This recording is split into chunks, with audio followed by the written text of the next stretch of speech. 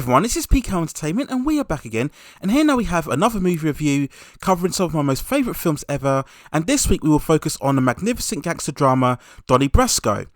Released on February 28th, 1997, it stars Al Pacino, Johnny Depp, Michael Madsen and Heche and Bruno Kirby, and was directed by Newell. The movie itself is based on the true story of Joseph Pistone, who was an actual FBI undercover agent, and it's taken inspiration from his book, which was released in 1988. And we follow on from that premise in this setup here, where we have Johnny Depp in the lead role as Joseph, who goes under the alias as Donnie, a jewel thief, and he is of course the undercover cop who goes under that identity in order to infiltrate the famous crime mafia organisation. Here he makes an eventual connection with aging gangster Lefty, played magnificently by Al Pacino, and through building a relationship with Lefty, Donnie, or Joseph, gains his trust and quickly ascends through the ranks within the mafia. The longer the operation goes, the more Donnie finds himself entrenched in the criminal world.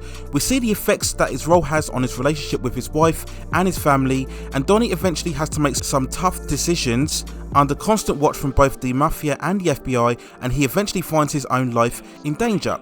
Now, I love Donnie Brasco so much. It's a truly magnificent gangster drama, so rich and textured, not only in its story but also in its characterization. There's a real authenticity in its look and how it visualizes and depicts the 1970s New York City. In comparison to other great gangster movies, it's much more smaller in scale than, say, The Godfather, less flashy, less kinetic than Goodfellas or Casino, and I think this actually helps the movie overall. The mafia that's portrayed here is far more realistic than what we get in the much more sensationalistic takes from The Godfather, and it gives the film so much more credibility. They're very much more of a muted gangsters, there's less fame about them.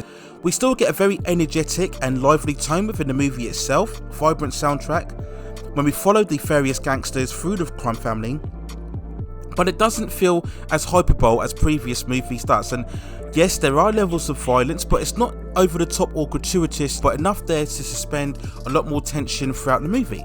There's far more weight and style, but there's a lot of emotion, and it can be very moving at times when we delve very much into the characters. The biggest reason why it's so moving is the relationship between both Donnie and Lefty, and this is the real heartbeat and soul of this story.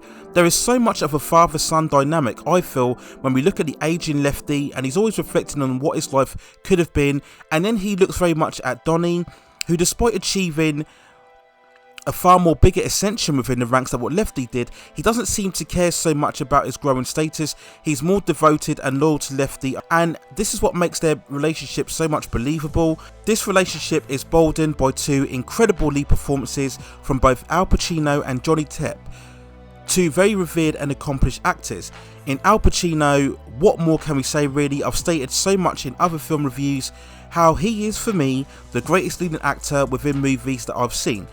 Full of screen magnetism and charisma, I can literally watch any film that he's in all the way through, and for me, he is really the most compelling actor. And as Lefty, he's got those typical Al Pacino traits that we love so much: very loud, very crazy, wacky personality, but underneath that there's a certain amount of depth and nuance that we see within Lefty, and this character actually has a certain amount of heart as the story progresses. Despite being a gangster, we really empathise with Lefty, seeing he's much more of this weary type of character. Looking back on what he feels he could have achieved in life, he constantly references how he's carried out many hits within the mafia, but he keeps getting passed over in terms of being made. I love all of the scenes when he talks about living a better life, going away on his boat, and this intertwines very much with the musical score, which is also fantastic, and it's also great, and it really showcases the other side to Pacino's acting, away from the more typical shouty persona that we know so much.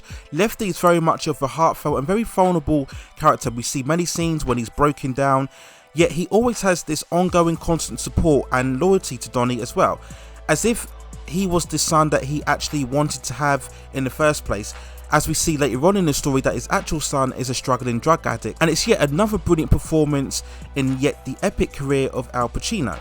We also have the role of Johnny Depp's performance, which is equally as strong as Donnie, and this is much more of a conflicted character. I love the bonds and loyalty that he shows towards Lefty all the way through this film, and Depp handles the split in Donnie's life very well, where we see the fractions within his family life, and this is really proved, I think, much more of a versatility in Depp's career, because if we look at his career prior to Donnie Brasco, he was primarily known for playing much more of these oddball, eccentric characters. When we look at the likes of Benny June in 1993, going back in Edward Scissorhands in 1990, Ed Wood in 1994, and then shortly after this he would go on as well to Sleepy Hollow, and he would continue that phase right throughout his career before pushing on to major blockbuster actor A-list status with the Pirates of the Caribbean films as well. But Donnie Brasco proved that Johnny Depp can still produce a quality performance playing much more of a contemporary character in a real life setting, and he does so well in showing the increasing pressure set upon Donnie. We get lots of very tense scenes, for example the restaurant scene when he has to show a lot of antagonism because he doesn't want to take off his shoes because that could expose his tape recorder.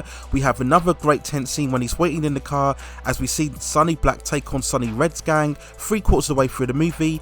So I think it's great throughout that we see the pressure that Donnie is put on throughout this movie, and I love Johnny Depp and it really is one of his best performances. I also love Michael Madsen's performance as Sonny Black, who as one of the top mob bosses, he's very ruthless, very smart, he's very savvy, and he as well brings a lot of the suspense and tension as he really struggles with the responsibility of leading the gang and competing with that of Sonny Red, and he's constantly bemoaning the fact that he's got to kick up over 50 grand to the main boss. And it's a great performance from Michael Madsen, and I think as well might be his best career performance.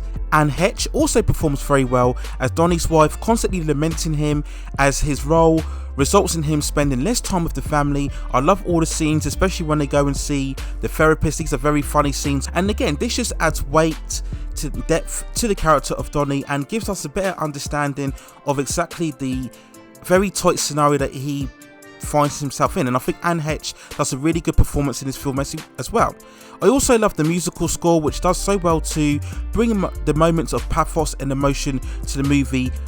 The only real criticism that I have of Donnie Brasco is really the ending, and it just feels a bit abrupt and a bit incomplete in terms of the overall story. This is one of a very rare case where I actually think the film overall could have benefited from an extra 10 to 15 minutes. Now on the Blu-ray you do get an extended version which does bring some extra scenes which are good overall but not very much essential, and I think when I look back on the ending, if it could have just had a 10 to 15 minutes extra just to give us much wider context as to certain events which don't completely tie up and make complete sense when we see them in the movie overall. So had it just had an overall 10 to 15 minutes just to give it a much more of a rounded conclusion, then I probably would have given this film a 10 out of 10. As such, it doesn't, so when I go to give the overall score for Donnie Brasco, I have to overall give it a 9.5 out of 10. Now when we look at the overall release of Donnie Brasco, it was actually a very good financial success at the box office. On a budget of 35 million, it managed to gross over 124.9 million at the box office, so a very good box office take at the time when we're looking at the late 90s, when the gangster genre was really fading at this point, where we were going much more in terms of the CGI spectacle and the action blockbusters, and it actually made more money than its contemporary movies. When we look at Goodfellas and Casino, it was majorly because Al Pacino at the time was very prolific at this point within his career in the early to mid 90s, so his name carried a lot of weight and box office profile. And I think as well there was much appeal to seeing Johnny Depp take on a much more serious role, as I mentioned before. So all of this I think gathered a lot of pace and connection with audiences overall, and I think it's great to see a gangster movie perform very well at the box office, and especially one that's so accomplished and well made as Donnie Brasco. So those are my thoughts and feelings and review on Donnie Brasco, a truly magnificent gangster drama, very classy, very rich and textured in its storytelling, and very authentic in its cinematography as well, and definitely amongst the best gangster films, and not only that, also the best movies within the 1990s as well, and it's one that I would highly recommend. So if you've already seen Donnie Brasco, then let me know what you think about it in the comments. If you've yet to see the movie, then I highly recommend that you do, and once you do, come back to this review and let me know what you think in the comments as well. How highly do you think it ranks in the filmography of Al Pacino, and how well do you think Johnny Depp performed in this role, and do you think, like me, that is one of his best performances overall? So those are my thoughts and feelings on Donnie Brasco. Please hit those like and subscription and notification buttons so I can provide you with more high quality content and reviews like this in the future. But that's it for now. take care of yourselves on a truly great movie in Donnie Brasco. Stay at safe distances, and I will see you very, very soon.